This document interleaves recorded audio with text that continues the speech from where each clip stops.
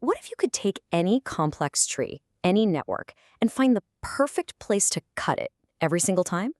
A cut so perfect that every piece you're left with is guaranteed to be small and manageable. Well, that's the core promise of centroid decomposition.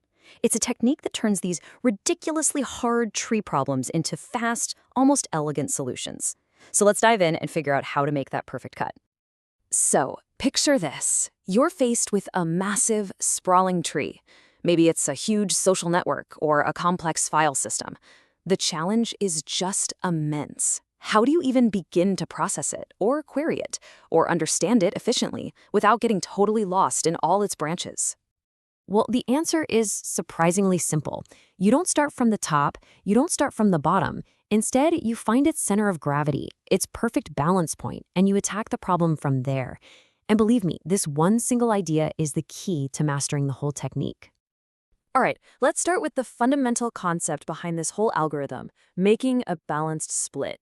This is really the why behind the whole process, the reason it's so incredibly efficient. Here it is. This is the core guarantee. And it's not just a good guess or a heuristic, it's a mathematical certainty. Every single time we make a cut at the right spot, the largest piece left over will never be more than half the size of what we started with. This aggressive shrinking is exactly what makes the algorithm so fast. Okay, so that's great, but it begs the question, right? How in the world do we find this magical balance point? This brings us to the concept of the centroid itself. Here's the formal definition, but let's break it down. A centroid is just a special node.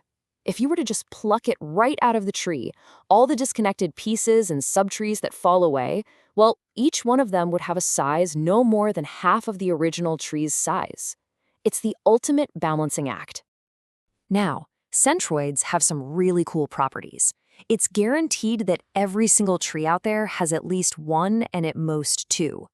And if a tree happens to have two, they're always neighbors, connected by an edge. And this isn't some new idea either.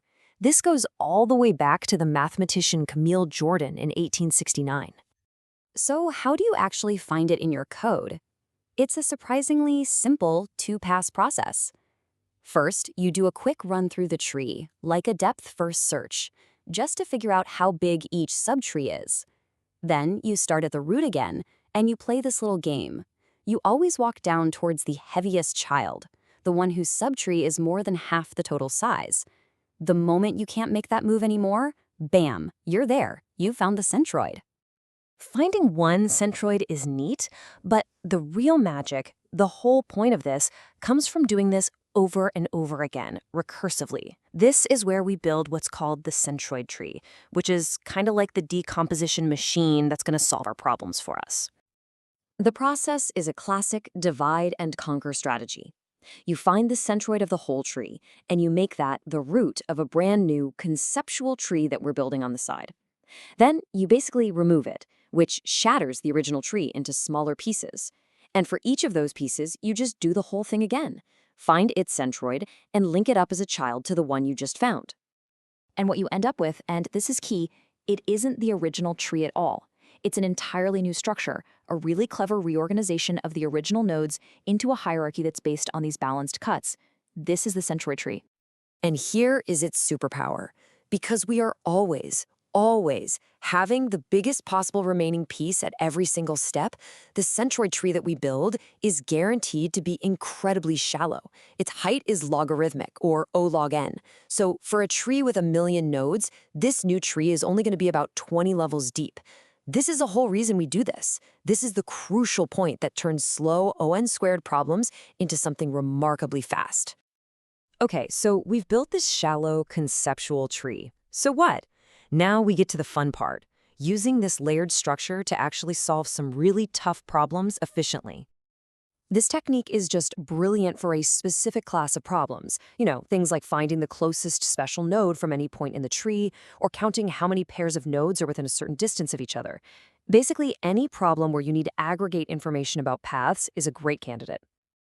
The overall strategy is beautifully simple. For any query you have that starts at some node, you just climb up its ancestors in our shallow centroid tree. At each level you climb, you calculate the answer for the query, but only within the component defined by that centroid. And since there are only about log n ancestors to visit, you can gather information about the entire original tree in just a few quick, efficient steps. All right, let's talk about the bottom line. How fast is this, really? And what are the common mistakes people make when they try to implement it? The total time it takes to build the entire centroid decomposition is O of n log n. And for large-scale tree problems, that is a fantastic sweet spot for efficiency. And the reasoning for this is really straightforward. At each level of the decomposition, we basically have to visit every node once to figure out the subtree sizes and find the centroid. That's linear, or O(n) work. And as we just established, there are only O log n levels in our decomposition. You multiply those two together and you get O(n) log n. Simple as that. Now, before you rush off to code this, there are a few common traps you've got to watch out for. First, don't confuse a centroid, which balances component times size, with a tree's center, which is all about minimizing the maximum distance to other nodes.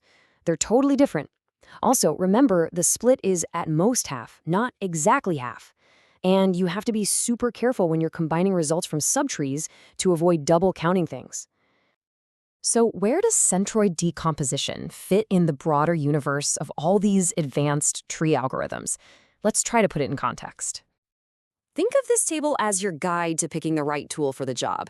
You're going to want to use centroid decomposition for those distance-based problems, but for queries on paths, like finding the sum or minimum on a path, heavy light decomposition is usually better. And for problems where you can process all your queries at once, what we call offline queries, on entire subtrees, DSU on tree is an awesome tool. Each one has its own specialty. So let's recap. If you remember nothing else, remember these three things. 1. The centroid gives you a guaranteed balanced split. 2.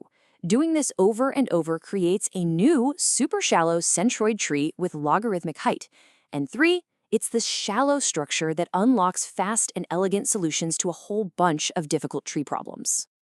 And that really brings us to our final thought. Centroid decomposition is just a beautiful example of a broader principle we see all the time: divide and conquer.